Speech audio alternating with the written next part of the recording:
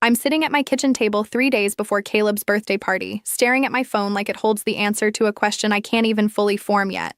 My name is Nora Hayes, 29 years old, married 3 years, and something is wrong. I just can't prove it. Caleb comes home every night at 7, eats dinner, watches TV, goes to bed, no fights, no coldness, just silence. The kind of silence that fills every room and sits between us like a third person we both pretend isn't there. I cut my hair 2 weeks ago. He didn't notice. I made his favorite pasta last Thursday. He said, "Thanks," and checked his phone. I wore the blue dress he once called beautiful. Nothing. I've been invisible in my own marriage for months. And the worst part? I keep telling myself it's normal. That's when the idea hits me. Ryan Cole. We dated for 2 years in college. He was warm, attentive, the kind of man who remembered small things. Your coffee order, your bad days, the name of your childhood dog. He never hid how he felt about me. Not once. If I invite Ryan to Caleb's birthday party, Caleb will react. He'll feel something. Jealousy, protectiveness, anger, anything. Any emotion at all would be proof that I still matter to him. It feels brilliant. It feels like control. The doorbell rings. Diane. Diane Foster has been my best friend for 6 years. She breezes in carrying wine and party planning printouts, her perfume filling the hallway. Beautiful, funny, always saying the right thing at the right moment. She's been my person through every hard chapter of my adult life. "Okay, catering is confirmed," she says, spreading papers on my kitchen table. 40 guests, fairy lights, the good champagne. Caleb's going to love it. "I'm thinking of inviting Ryan," I say. She goes still. Just for a second, barely a breath. Then she smiles. "That's risky, Nora. It's just a test. If Caleb loves me, he'll react. And if he doesn't?" I don't answer. I'm already opening my contacts. I find Ryan's name. I type, "Hey, I know this is unexpected, but I'm hosting a party Saturday. Would you come?" He replies in 4 minutes. "I'll be there." I set my phone down and smile for the first time in weeks. I feel like I'm finally doing something instead of waiting for things to happen to me. I have no idea I'm lighting a match inside a room full of gasoline. The house looks beautiful. Fairy lights wrap the staircase, the catered food fills the dining table. 40 people move through our home in their best clothes. I'm wearing a red dress.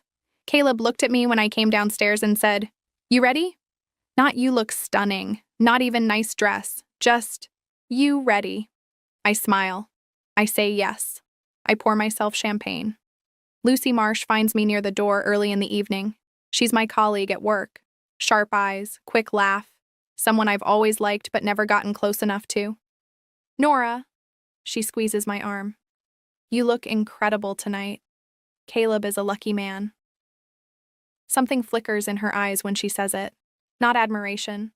Something closer to guilt. I almost ask her about it, but a new guest arrives and the moment passes. Ryan shows up at exactly 8 o'clock. I've seen him occasionally over the years, a mutual friends gathering, a brief coffee catch-up, but seeing him here, in my home, I'm struck by how little he's changed. Dark hair, warm eyes, a smile that starts genuine and stays that way. "Nora." He hugs me, and it feels like running into a memory. "You look amazing." "Thank you for coming," I say. I know it was short notice. I wanted to. His voice is simple, honest, no games in it. I glance across the room. Caleb is standing with Jake Torres near the drinks table. Jake sees Ryan first. His jaw tightens immediately. A split-second reaction, eyes darting between Ryan and Caleb like a man who just heard a fire alarm. But Caleb? Caleb looks over, sees me standing next to Ryan, and turns back to his drink. No pause, no double take, not even a flinch. The crack in my chest opens a little wider. I tell myself maybe he didn't recognize Ryan. It's been years. Maybe the lighting. Maybe he was mid-conversation. I walk over deliberately, Ryan beside me. "Caleb, you remember Ryan Cole?" Caleb turns, extends his hand.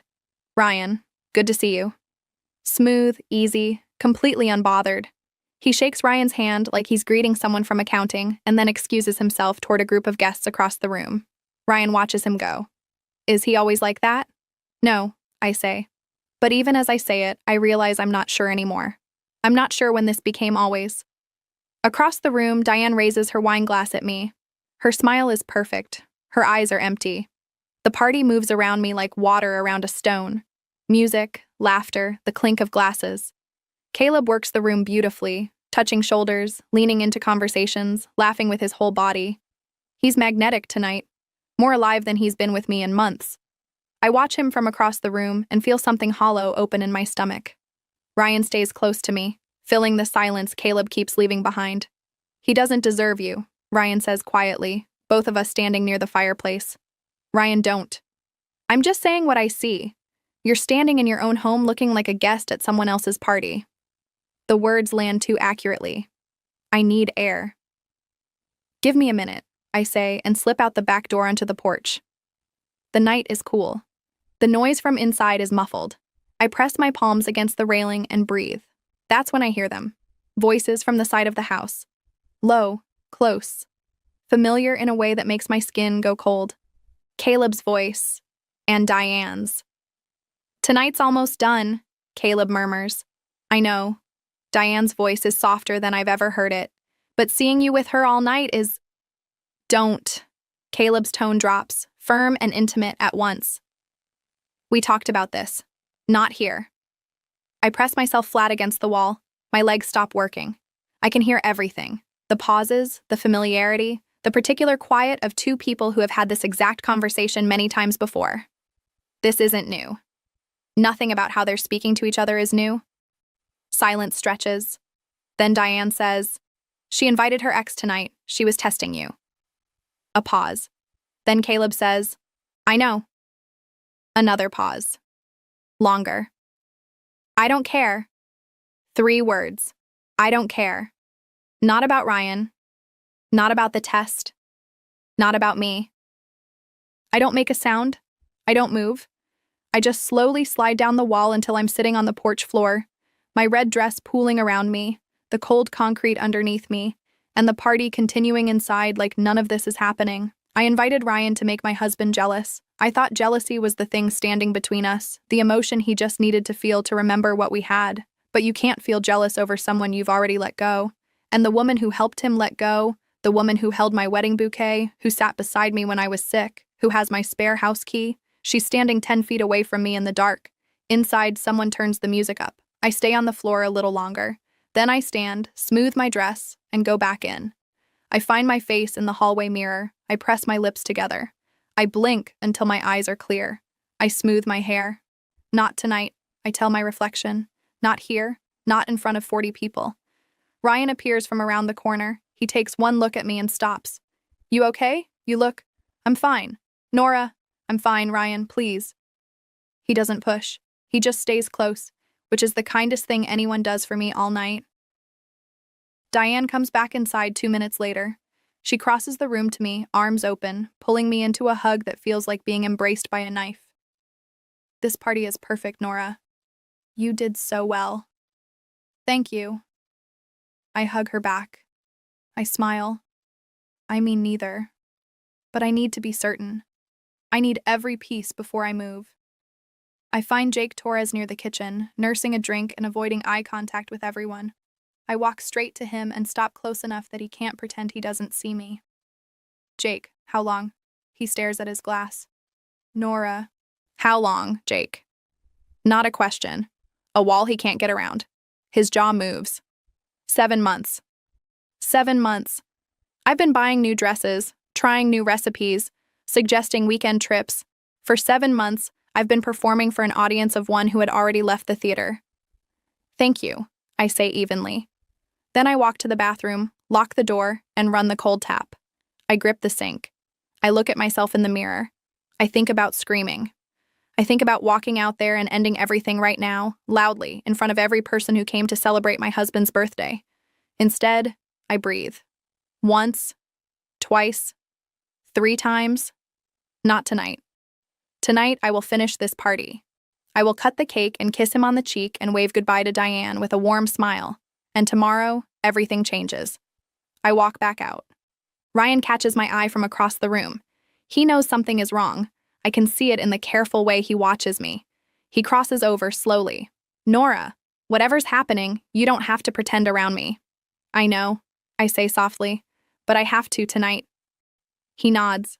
He understands more than I've told him. The cake comes out. 40 people sing. Caleb blows out his candles with a grin, looking happy and unbothered and completely at ease in his own life. And I understand, finally, with absolute clarity. I have been grieving a marriage that he buried months ago. I just wasn't invited to the funeral. I don't sleep.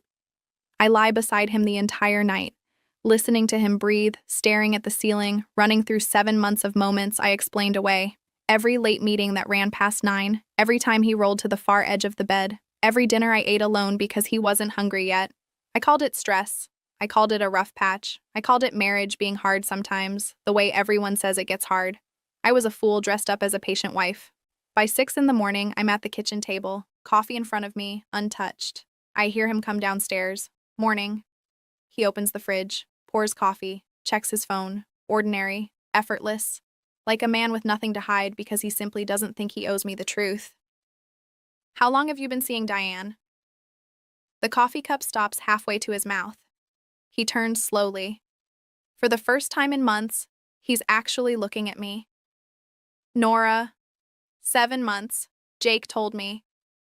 He sets the cup down. He sits. I watch his face move through several things: surprise, calculation, resignation, and land on something I didn't expect. Relief. I didn't want you to find out like this. How did you want me to find out? A note? Were you planning a PowerPoint? I was going to tell you. Things just got complicated. My voice is dangerously quiet. I've been testing you with my ex-boyfriend because I thought I was losing my mind. I thought I was doing something wrong. I thought if I could just make you feel something. My voice breaks. I press my hand against my mouth hard. I will not cry in front of him. Not yet. And the whole time it was Diane. It was never about you, he says. I stare at him, then I laugh. It comes out sharp and short and completely humorless. That's supposed to help? It's supposed to be honest. Honest. I repeat the word slowly. You've been dishonest for 7 months. Don't use that word now like it cost you something. He has nothing. He just sits there, both hands around his cup, looking like a man who's relieved to finally put down a heavy bag, not like a man who's sorry about what was inside it. That's the moment I understand. He isn't guilty. He isn't heartbroken. He's been waiting for this conversation so he can move forward without me. I was the last remaining complication. I stand. I carry my untouched coffee to the sink. I pour it out slowly. I want you out of this house by Friday. Caleb moves to a hotel. The silence he leaves behind is different, still heavy, but somehow cleaner, like a wound that's finally been cut open properly so it can actually heal. I call my mother first. She arrives in under an hour, coat still on, and pulls me into her arms at the door before I say a single word. I'm okay, Mom. You don't have to be. I tell her everything. She listens without interrupting, which is how I know she's furious. My mother talks constantly when she's calm. Her silence right now is volcanic. When I finish, she takes my face in both hands. You did nothing wrong, Nora. I invited Ryan to make him jealous. Because you were desperate for proof that your husband still loved you, that is not a crime. What he did is. She stays 3 days. She makes soup. She screens Diane's calls.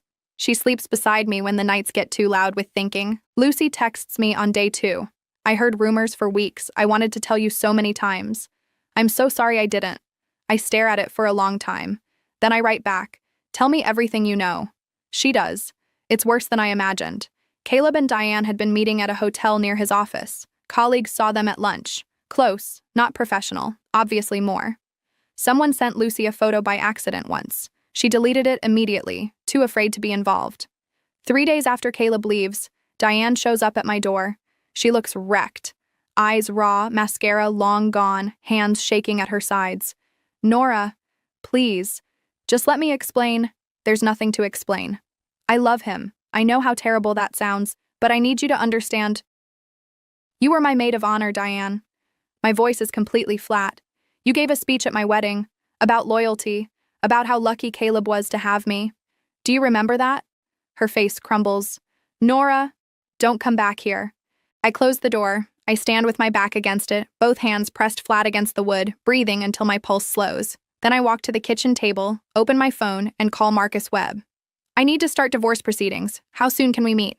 Marcus Webb's office is all clean lines and quiet confidence. He listens to everything I say without reaction, which is exactly what I need right now.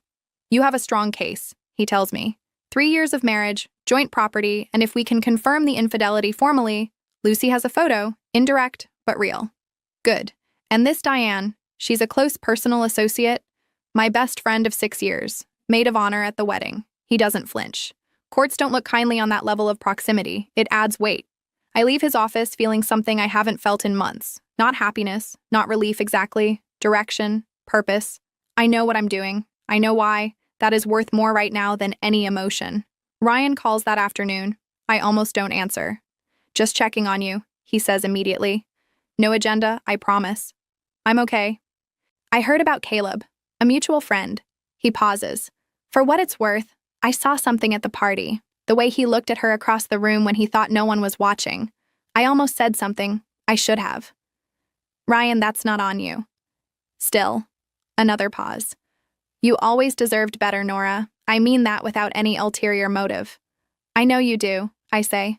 Thank you. I hang up. I don't cry. I think I've genuinely run out of tears for Caleb. Dr. Priya Nair starts seeing me twice a week. She's measured, careful, never leads me anywhere. She just opens doors and lets me walk through them myself. How are you sleeping? She asks in our second session. Better, actually. And the anger? Still there, but different. Less like a storm, more like something I can use. That's processing, she says. You're doing the work. Caleb's lawyer makes an opening offer on the settlement. The house, my car, joint savings.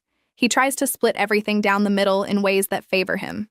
I tell Marcus to push back hard. He does. Caleb counters. I don't move. He folds in 11 days. The house stays mine. The car stays mine. And the truth, the full, documented, witnessed truth, stays mine too. 3 months after the party, karma shows up quietly, the way it always does when it's real. Lucy texts me on a Tuesday morning. Did you hear? Caleb and Diane ended things. I read it twice. Then I set my phone face down and finished my breakfast. Apparently what thrives in secret doesn't survive in daylight. The stolen lunches, the hotel rooms, the whispered phone calls, none of that translates into something real when you have to actually build a life with someone. Diane wanted commitment. Caleb wanted an exit from one comfortable situation, not an entrance into a harder one. She thought she was the exception to who he was. She wasn't. Jake calls me a week later. He sounds like a man who hasn't slept well in months. I should have told you, Nora. I've been carrying that since before the party. Yes, you should have. I'm sorry, truly. I believe you, Jake. I pause. I forgive you, but we won't be close after this. You understand that? Yeah, he says quietly. I understand. Caleb calls once. Just once. I'm making dinner. Something simple, something just for me. When his name lights up my screen. I watch it ring. Once, twice, all the way through 6 rings, then voicemail. The message is 2 minutes long. I never play it. I delete it the next morning without a second thought. Whatever he needed to say, he had years to say it honestly. That window is closed. Sophie Reed knocks on my door on a Thursday evening holding a bottle of red wine and a ceramic dish covered in foil. She moved in 2 houses down 3 months ago, and we've exchanged exactly 4 sentences until now. I heard you've had a rough stretch, she says simply. I find that food fixes most things. Can I come in? I laugh. Actually laugh. A real one, from somewhere genuine. Yes, please. We sit at my kitchen table for 3 hours. She tells me about her own divorce 2 years ago, the kind of honest storytelling that only happens when someone has fully processed their own pain. The hardest part wasn't what he did, she says. It was mourning the life I thought I was living. I set down my wine glass. Yes, that's exactly it. No one says that part out loud. Most people are too busy performing recovery to admit they're grieving a fiction. Outside, rain begins against the windows, and sitting here, in my house, at my table, with someone who tells the truth, for the first time since I sat on that porch floor in my red dress, I'm not afraid of what comes next. 6 months after the party, I walk through my house and barely recognize it. Same walls, same light through the same windows, but different in every way that matters. New curtains, fresh paint in the bedroom, a warm ivory instead of the gray Caleb chose, new furniture where his presence used to sit like a permanent shadow. Sophie helps me move a bookshelf one Sunday. We eat takeout on the floor after, surrounded by books, and it feels more like home than this house has in years. Dr. Priya calls my progress remarkable. I call it survival with decent interior design. I take on the Harlow project at work, a big account, the kind I always hesitated to pursue because Caleb used to say I took on too much, stretched myself too thin. I understand now that wasn't concern. That was management. The Harlow project consumes me in the best possible way. I stay late because I want to. I wake up thinking about it. I feel competent and purposeful and thoroughly myself. Lucy and I have coffee every Thursday without fail now. She's become one of my closest friends, partly because she's genuinely funny, mostly because she's honest with me even when I haven't asked for it. "Do you miss him?"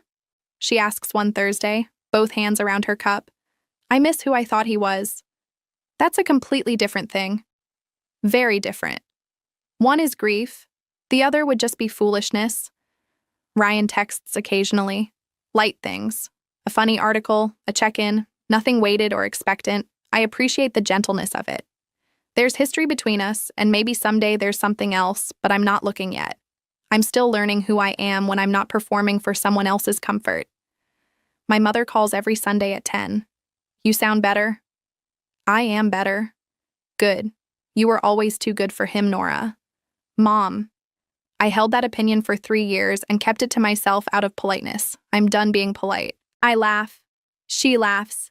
It is the most ordinary thing in the world, and I have missed ordinary terribly. Diane emails once.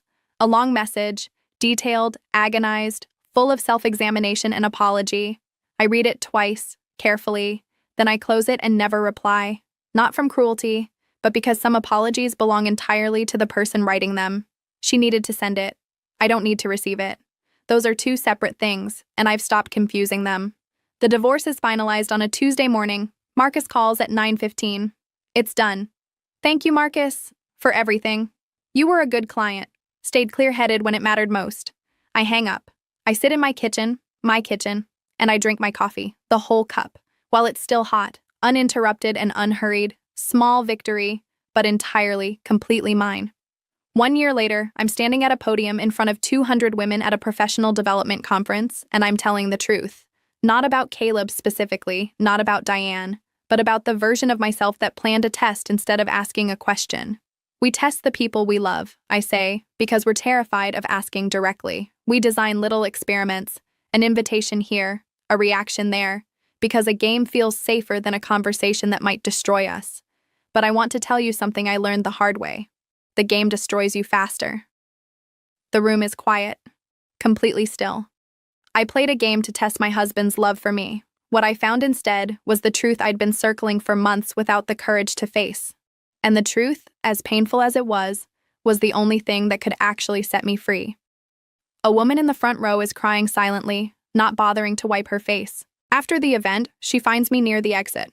My husband has been pulling away for months. I've been trying to figure out how to test him, whether he's still— "Don't test him," I say. She blinks. "Ask him, directly. Sit down and say, 'I feel you pulling away, and I need to understand why.' Whatever the answer is, you deserve to hear it clearly, not filtered through a game you might misread. What if the answer is bad? Then you know. And knowing, even the painful kind of knowing, is always better than playing guessing games in your own home. From truth, you can build something. From suspicion, you can only spiral." She nods slowly. She looks like someone who just exhaled for the first time in weeks. I think about myself a year ago, sitting at my kitchen table, scrolling to Ryan's name, feeling so clever and so in control. I wasn't either of those things. I was frightened and exhausted and performing confidence I didn't have. The real turning point was never Ryan walking into that party. It was me on that porch floor, red dress around me, finally hearing 3 words I couldn't unhear. "I don't care." And understanding that the question was never, "Will he get jealous?" It was always, "Why doesn't he love me anymore?" And beneath that, the question I was most afraid of. Do I even want to stay with someone who doesn't? The answers were always there. I just needed the pain to be loud enough to force me to listen. Sophie and I have brunch every Sunday. Lucy and I leave for Portugal in 6 weeks. I've already packed half my bag. Dr. Priya discharged me last month with a smile and the words, "You know yourself now. That's the whole work." Maybe that's the only ending that matters. Not karma, not justice, not watching the people who hurt me suffer in measurable ways. Just this, I know myself now. Clearly, honestly, without apology. And that is more than enough. I find the photo on a quiet Saturday evening while going through an old box I'd pushed to the back of a closet during the repainting. There it is. The party, red dress, fairy lights, champagne glasses catching the light. I'm smiling in it, but my eyes are scanning the room. Even frozen in a photograph, I can see it. The hunger of someone searching for proof that she matters to the person standing 10 feet away from her. I look at her for a long time. That woman in the red dress with the searching eyes and the plan she thought was brilliant. I don't feel angry at her. I don't feel embarrassed. I feel something gentler than both. She didn't know yet. She was just trying, in the only way she could figure out how. I set the photo on the kitchen table. I don't throw it away. Ryan texted last week. Coffee sometime? No pressure, no agenda. Just coffee. I haven't replied yet. Not because the answer is no, because I'm not rushing anything, and that itself feels like a kind of freedom I didn't have before. Caleb is somewhere in this city, living whatever version of life he chose after me. I don't hate him. I don't miss him. I simply don't carry him. Those are three very different things, and learning to tell them apart was most of the work. Diane. I hope she found what she was looking for. I mean that honestly, without sharpness underneath it. Bitterness is too heavy.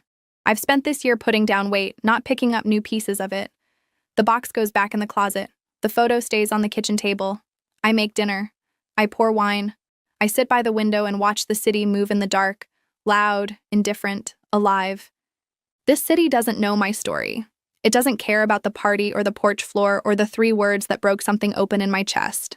But I care, because it made me into someone I actually recognize.